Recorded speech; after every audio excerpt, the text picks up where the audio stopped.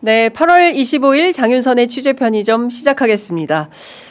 애청자 여러분 건강하게 잘 주말 지내셨습니까? 네, 저는 지금 입이 얼 정도로 사실은 매우 피곤합니다. 주말 사이에 저희가 도쿄 현지에서 취재해서 여러분들께 실시간 날 것 그대로 한일 정상회담 현장 취재해서 보도해 드렸습니다. 애청자 여러분들께서 너무나 뜨거운 반응을 보내주셔서 저희도 정말 그야말로 감흡합니다. 항상 현장을 뛰는 보람을 저는 이제 애청자분들의 반응을 통해서 느끼고 있는데요. 지금 이 순간에도 많은 분들께서 장 기자님 주말에도 수고 많으셨어요. 네, 너무 안 쉬세요. 항상 감사합니다. 라고 하셨는데요. 그러니까요. 제가 어제 저녁 비행기를 타고 서울에 도착한 시간이 한 10시 20분 정도 된 것 같고요. 그리고 짐 찾고 이렇게 해서 집에 가니까 자정 넘었더라고요. 그래서 약간 약 4시간 반 정도 자택에 머물다가 나온 셈이다. 이렇게 말씀을 좀 드릴 수 있을 것 같은데요. 오늘 방송하시네요. 힘드시겠지만 방송을 기다렸습니다. 감사합니다 하셨어요. 일본까지 다녀오시고 여독은 괜찮나요? 힘드셨겠어요. 힘드셔서 어째요. 어떡해요. 쉬어야 될 텐데 일본 취재 고생 많으셨습니다. 수고하셨어요. 이렇게 댓글들 여러분들 너무 감사합니다. 대한민국 그 빛의 혁명으로 국민주권정부가 탄생하고 첫 번째 한일 정상회담이었습니다. 굉장히 1박 2일 타이트한 일정이긴 했지만 전반적인 일정을 소화한 이재명 대통령의 내용을 쭉 종합을 해보면 그야말로 살인적인 노동 강도였다. 저도 많이 힘들지만 아마도 지금 미국 현지에서 계속 이어서 회담을 이어가고 있을 우리 정부 당국자 그리고 특히 이재명 대통령을 포함한 당국자 일행은 저보다 한 곱하기 1000배 이상은 매우 필요할 것이다 라는 생각이 좀 듭니다. 일단 저희가 밤사이에 취재를 해본 결과 이번에 이재명 대통령의 그 방일에 대해서 성공적이었다는 평가는 굉장히 많이 쏟아지고 있습니다. 물론 제가 첫 번째 질문을 어제 위성락 안보실장에게도 던졌지만 과거사 문제와 관련해서는 여전히 상당히 미흡하고 어떻게 문제를 풀어가야 할 것인가에 대한 고민이 많이 있는 것이 사실입니다. 저희 프로그램 주말 사이에 보신 분들은 다 아시겠지만 그 쯔다주쿠 대학교 국제관계학부의 박정진 교수님 분석대로 뭔가 이재명 대통령과 이시바 시게루 간의 큰 그림, 빅픽처가 있기 때문에 일단 전략적 대화의 첫 발을 내디딘 이번에 과거사 문제 얘기하러 온 거 아니잖아요. 미국 가는 길에 거쳐서 일본 먼저 갔다. 이게 굉장히 중요하긴 하지만 일본 차원에서 의미 부여를 상당히 세게 하고 있긴 합니다만 그래도 중요한 것은 미국의 방점이 찍힌 것이지 일본의 방점이 찍힌 것은 아니다라는 외교안보 전문가들의 분석과 평가가 있습니다. 그리고 무엇보다 사실은 저도 깜짝 놀랐는데 한국의 트럼프라는 식으로 이재명 대통령에 대해서 한국의 극우 보수 언론들보다도 훨씬 더 극악한 보도를 일본 언론들이 하고 있었다는 거예요. 일종의 이제 이재명 악마화의 화신이었고 반일 대통령 지금 미국에서는 그 트럼프 진영 포함해서 보수 쪽에서 반미 대통령 이렇게 네이밍하고 있는데 반일 반미 그러니까 저 사람하고는 뭘 같이 일을 도모할 수가 없어라는 프레임을 상당히 세게 만들고 있었는데 요미우리 신문을 선택해서 일면 머릿 기사를 포함해서 모두 9개 면을 털어서 보도할 정도로 이재명이라는 사람이 악마가 아니네. 이 사람이랑 뭔가 도모할 수 있겠네. 이런 판단에 단초를 열었다. 그리고 뒤이어진 4개 마이니치, 아사히, 산케이 그리고 니혼게이자이에 이르기까지 여러 매체들을 통해서 이재명 대통령이 우리 뭔가 한일 협력을 해봅시다. 새로운 단계로 나아갑시다라고 여러 가지 이슈를 던졌다는 것입니다. 물론 어제 안보실장 브리핑을 통해서 과거사에 대해서 언급하지 아니한 것은 아니다. 대통령께서 평소에 하시던 말씀 다 하셨다. 계묘늑약이라고 했습니다. 윤석열 정권 때 강제 동원 피해자분들에 대해서 제3제 변제 방식이라는 기괴한 방식을 들고 나왔을 때 이재명 대통령이 계묘늑약이다 이렇게 비판을 한 바 있었는데 이시바 시게루를 만나서 직접 뭐 그런 표현을 썼는지는 모르겠지만 평소에 대통령이 갖고 있던 과거사에 대한 인식은 다 이야기하였다라는 것입니다. 그렇다면 이후에 남는 과제는 앞으로 과거사 문제를 포함해서 일본 양일 간에 갖고 있는 여러 가지 현안들에 대하여 어떻게 단계적으로 풀어갈 것인가는 좀 길게 놓고 봐야 되지 않겠냐라는 것이 일본 전문가들의 판단과 인식인 것 같습니다. 사실 당장 급한 것은 후쿠시마 오염수 무단 방류 문제를 어떻게 할 거냐, 그리고 일본산 수산물 개방 압력을 우리가 어떻게 할 거냐, 그리고 이 위안부 합의 문제, 그리고 일본에서는 징용공이라는 표현을 쓰지만 우리는 강제동원이죠. 강제동원.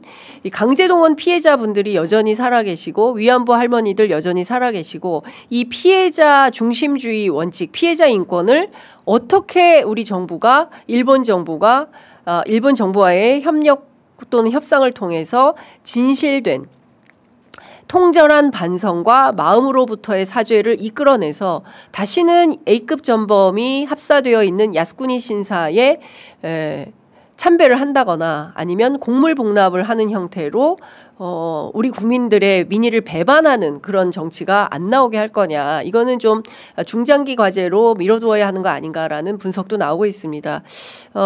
아시는 것처럼 고노다마, 무라야마다마 그리고 김대중 오부치 선언으로 이어진 것은 93년, 95년, 98년, 1990년대에 본격적으로 이어졌습니다. 그리고 이때는 분명히 기조가 대한민국에 대한 식민 지배에 대한 불법성, 식민 지배에 대한 사죄가 있었습니다. 그런데 그게 아베를 기점으로, 아베 70년 담화를 기점으로 해서 완전히 뒤틀렸죠.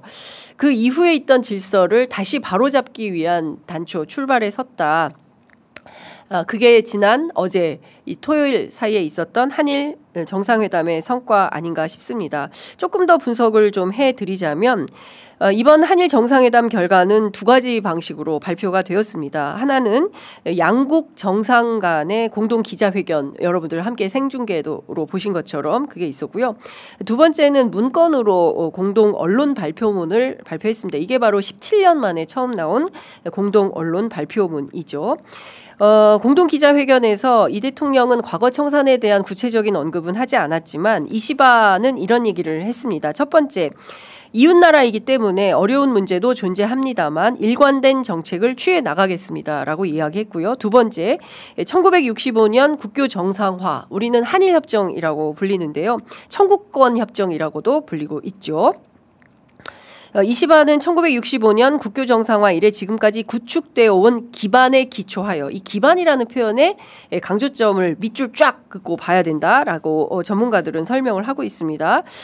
기초하여 이란 관계, 우리는 한일 관계인데 이시바는 이란이라고 쓰죠. 이란 관계에 양호한 기초 아래 이란 관계를 안정적으로 크게 발전시켜 나간다는 데 일치했습니다라고 주장을 했습니다.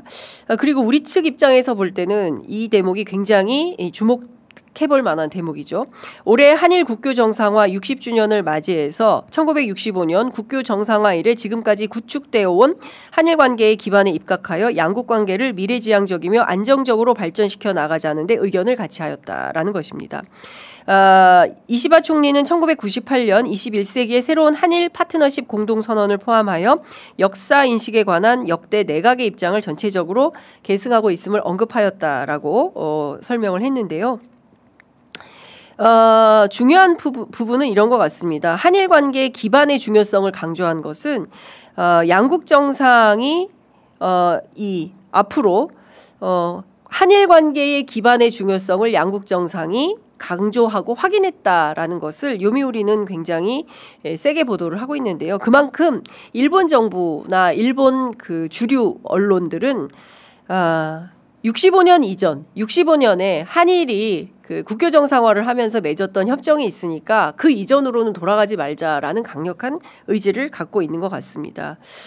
우리 정부가 사죄와 반성 그리고 피해자분들에 대한 배상을 요구하고 있는 것에 대하여 그때 우리가 다 약속했잖아. 털고 넘어가자라는 게 이제 일본의 주장인데 우리는 제가 앞서 말씀드린 대로 대법원 판결을 통해서 그리고 위안부 합의에 대해서도 우리 민변 변호사들의 끈질긴 노력으로 3번이나 소송을 해서 이것은 일본 정부가 배상을 해야 된다라는 판결을 끌어낸 바 있습니다. 그러니까 두 가지 다 법원 판결로 인해서 받아낸 확약된 일본 정부의 사죄와 반성 그리고 배상을 받아야 되는 측면이 있는 겁니다. 그 부분에 대해서 여전히 일본 정부가 간과하고 있는 데에 대하여는 우리가 끊임없이 요구를 하지 않으면 안 된다. 특히 저 같은 언론인들이 지속적으로 문제 제기를 해야 경각심이 생기고 이 문제에 대해서 우리 정부도 간과하지 아니하고 나아갈 수 있지 않을까라는 생각을 하게 됩니다.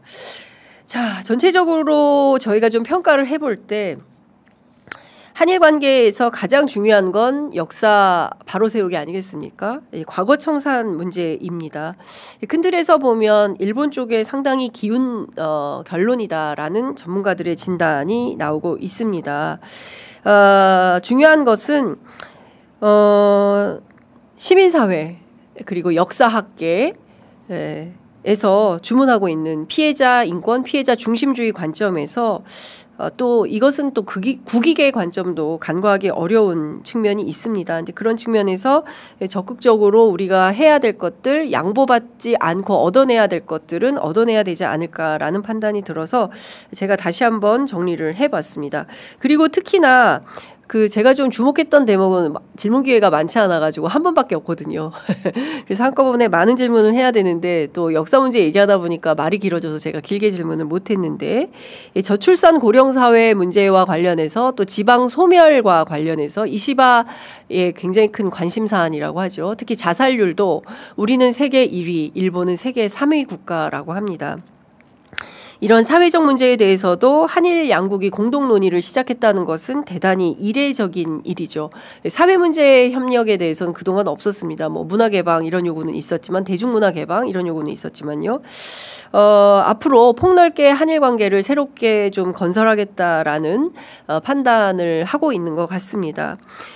과거에 김대중 오부치 때 여러 가지 협력 과제들이 있었는데요. 그때 한일 시민사회가 함께 공동 역사 교과서를 집필하자라고 시도했던 일도 있었습니다. 그러니까 한일 양국이 평화를 매개로 해서 이 지역의 항구적인 평화, 아시아 태평양 지역의 항구적인 평화를 위해서 시민사회가 머리를 맞대고 그리고 정부 차원에서 적극적으로 협력할 것은 협력하면서 미래로 나아가기 위한 과거의 잘못된 역사를 확실히 청산하는 계기와 그런 역할을 해야 되지 않을까 싶습니다.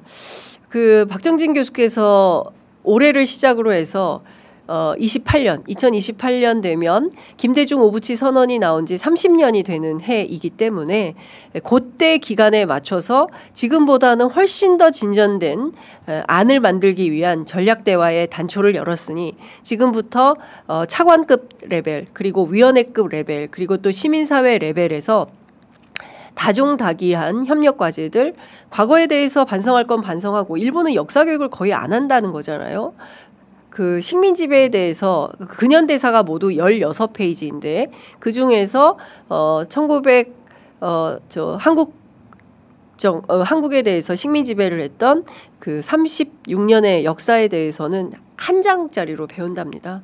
그게 한 장짜리로 압축될 수 있는 일입니까?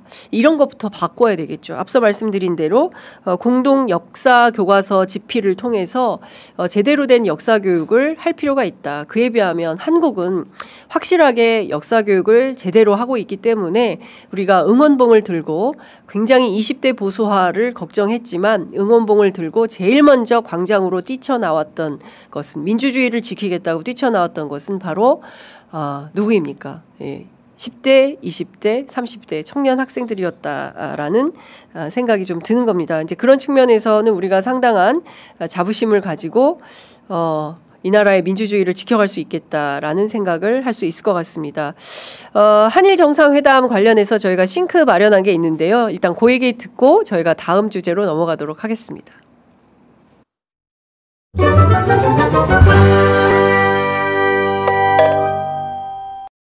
1965년 한일 국교 정상화 이래로 대한민국 대통령이 취임 후 첫 양자 방문 국가로 일본을 찾은 것은 제가 최초라고 합니다.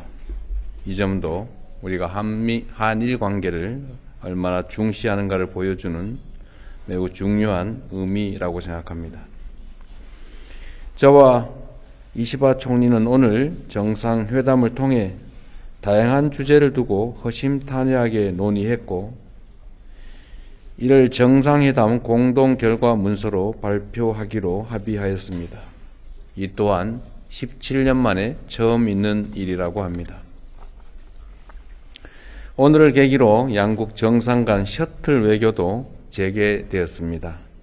이는 민주 대한민국의 복귀 이후 한일 관계가 조속히 정상 궤도에 올랐음을 보여주는 것입니다. 오늘 회담에서 저와 이시바 총리는 한일 관계 발전 방향과 주요 실질 협력 방안, 한반도 평화와 북한 문제, 주요 글로벌 현안 등에 대해 심도 있게 논의하였습니다. 오늘 정상회담을 통해 저와 이시바 총리 간에 유대와 신뢰가 강하게 형성된 것처럼 이번 일본 방문이 양국 간 그리고 양국 국민 간 진정한 신뢰를 쌓아가는 새로운 여정이 시작되기를 기대합니다. 감사합니다. 네, 이재명 대통령 오전 8시 14분에 인스타그램을 통해서 한일 정상회담에 대한 보고, 국민 보고 메시지를 발표했습니다. 속보기 때문에 일단 요거부터 제가 설명을 좀 드리도록 하겠습니다.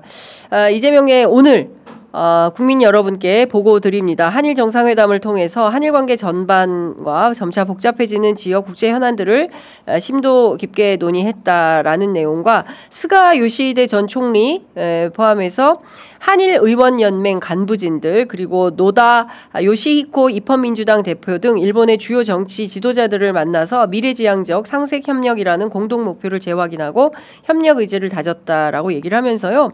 제일 마지막 대목이 의미가 있는 것 같습니다. 한국과 일본은 마당을 함께 쓰는 중요한 동반자입니다. 과거를 직시하되 미래로 나아가는 지혜를 발휘해야 할 때입니다. 아마도 시민사회에서 주말 사이에 상당히 비판 논평이 많이 나왔기 때문에 이 내용을 말씀을 하시는 것 같아요. 과거를 직시하되 미래로 나아가는 지혜를 발휘해야 할 때이다. 다가올 10년 그리고 100년을 준비하면서 대한민국은 일본과 굳건한 신뢰를 바탕으로 평화와 상생, 공동 번영의 길을 함께 걸어가겠습니다라는 입장을 밝혔습니다. 예, 과거를 직시하되 미래로 나아가는 지혜를 발휘해야 할 때입니다. 과거를 제대로 일본이 직시하지 않고 있기 때문에 계속 문제가 생기는 것이죠. 일본이 제대로 된 과거 직시를 할 수 있도록 앞으로 차관급 전략대와 그리고 수많은 저출산 고령사회, 자살률 문제, 농업 단위, 그리고 지방 소멸 문제 여러 단위별로 전략 대화를 하는 것처럼 과거사 문제에 대해서도 깊이 있는 논의가 이어지기를 기대합니다. 자, 다음 뉴스로 넘어가겠습니다.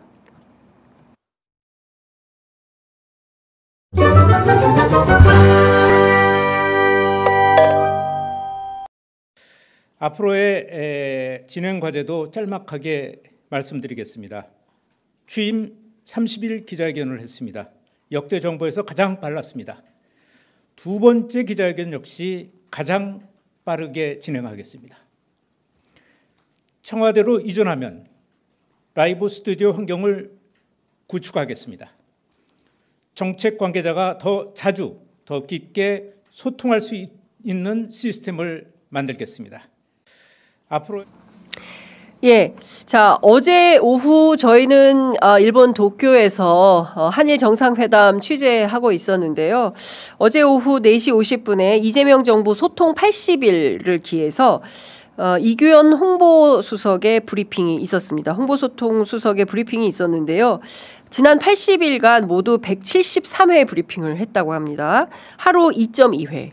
걸로. 그러니까 브리핑을 얼마나 자주 한 겁니까? 제가 알기로는 대통령실 출입 기자들이 윤석열 때는 일주일에 한 번, 예, 많으면 2번 정도 브리핑이 있었다는 거예요. 기사가 없어서 앉아서 노는 날이 더 많았다. 이제 이런 얘기들이 나오는 건데요. 중요한 것은 쌍방향 브리핑 시대를 열었죠. 질의응답 공개를 하면서 여러분들 제가 가끔 보면 뭐 썸네일에 장윤선 질문, 취재 편의점 질문 막 이래가지고 여러 그 회사의 매체에 제가 출연하지 않았는데도 막 그 썸네일에 걸리는 경우가 있어요. 그건 뭐냐면 제가 대통령실에서 질문할 때 걸리는 사진이거든요. 카메라 4대를 설치를 해서 질문하는 기자들도 카메라에 담고 답변하는 당국자도 카메라에 담는 이른바 쌍방향 커뮤니케이션 시대를 국민주권정부에서는 열었는데요. 그동안 익명의 취재원들이 실명의 취재원으로 전환됐다라는 큰 특징이 있습니다. 정책 홍보의 투명성과 신뢰도도 상당히 높아졌죠. 한국기자협회가 처음에 이게 불만이 많았거든요. 기자들 찍힌다 뭐죠? 그 공격 대상이 돼서 그 개인까지 다 개인정보가 다 털린다 이런 비판 부정적인 의견이 초반에 굉장히 많았는데 한국기자협회에서 기자들 대상으로 조사를 했더니 49.2 대 30.1로 긍정적인 견해가 훨씬 많았다는 겁니다. 물론 질문하는 기자들은 주로 저연차 기자들이 많은데요. 그분들은 좀 불편해한대요. 그런데 데스크급들은 너무 좋아한다고 합니다. 왜냐하면 본인 회사의 후배가 질문 똑바로 하는지 일 잘하고 있는지 그 체크 점검이 되고 있어서 이른바 부장급 데스크들은 이거 잘했다. 이재명 정부에서 쌍방향 커뮤니케이션 너무 잘했다. 이렇게 평가하고 현장 기자들은 질문 잘못하면 시청자들한테 비판 엄청 받지 않습니까? 그러니까 준비 철저히 해서 정말 생각하고 이 질문이 옳은가 그른가 내가 질문하는 내용 가운데 혹시 사실에 부합하지 않은 내용은 없는가 점검하게 되거든요. 근데 그런 측면에서 보면 굉장히 기자들의 신뢰도를 높일 수 있는 기회도 마련이 됐다라는 생각이 좀 드는 겁니다. 그 가운데 여러분들께 기쁜 소식 전해드릴 게 있어서 전해드리려고 합니다. 취임 30일 기자회견 역대 대통령 가운데 5G급이었어요. 가장 빠르게 기자회견을 해서 정책 어떤 방향으로 어떤 비전으로 가려고 하는지 설명했죠. 두 번째 기자회견도 굉장히 빠르게 진행하겠다라는 홍보수석의 입장이 있었습니다. 더 중요한 게 있습니다. 청와대로 이전하게 되면 라이브 스튜디오 환경을 구축하겠다고 밝혔습니다. 이 라이브 스튜디오는 저희들 지금 라이브 하고 있지 않습니까? 모든 언론이 지금은 생방송 시대입니다. 라이브 안 하는 회사가 없어요. 뭐 신문들 있지 않습니까? 이 텍스트, 종이에 기반한 매체들도 전부 라이브 방송을 하고 있습니다. 그러면서 유튜브는 저널리즘이 아니라고 얘기하죠. 그 이중적인 거를 20년 전에도 그랬어요. 20년 전에 제가 정부 부처 출입 기자 하려고 뚫고 다닐 때 그때 인터넷은 언론이냐 아니냐 이걸 가지고 상당히 주요 쟁점으로 논의한 바 있습니다. 근데 지금은 유튜브가 언론이냐 아니냐 이런 비판을 하고 있죠. 그럼에도 불구하고 선제적으로 이재명 대통령의 결심으로 세계 매체가 출입을 시작하지 않았습니까? 그래서 이번에 도쿄 가서 현지 정상회담 취재한다는 건 쉬운 일이 아닙니다. 사실 이게 성역 같은 거였어요. 각사에서 청와대 출입하는 기자들을 아무나 안 보내거든요. 상당히 내공이 있는 기자들 보내고 청와대에서 출입하고 고생했다고 해서 특파원 영전에 가는 편집국장 영전하는 자리예요. 대체로 그런 기자들이 많이 오는데 제가 이번에 가서 보니까 그때 비해서 연조가 많이 윤석열 정부 때 연조가 많이 떨어졌다라는 얘기가 나오긴 하더라고요. 이제 그 부분은 별건으로 제가 별도로 취재를 해서 또 말씀을 드리도록 하고 중요한 건 유튜브 라이브 시대가 대통령실 이전 청와대로 이전하면 바로 열릴 것 같다. 여러분들 지금 제가 취재 편의점 하고 있는 이 스튜디오는 국회의사당 맞은편에 있는 그 건물인데요. 조만간 찬바람이 불면 제가 여러분들을 청와대에서 유튜브 라이브 스튜디오에서 찾아뵙게 되지 않을까라는 기대를 해보게 됩니다. 그때 혹시 청와대 앞에 오셔서 와 장윤선 화이팅 이런 거 한번 해주시겠습니까? 네, 조용히 기대감을 표출해 보도록 하겠습니다. 자, 여러분들께서 생각하시는 그대로 세상은 아주 빠르게 변모하고 있는 것 같습니다. 지금 미국에 가 있는 팀 있지 않습니까? 관련돼서 제가 조금 더 설명을 좀 해드릴 필요가 있을 것 같아서요. 대통령 라이브 이런 거 올려주셨어요.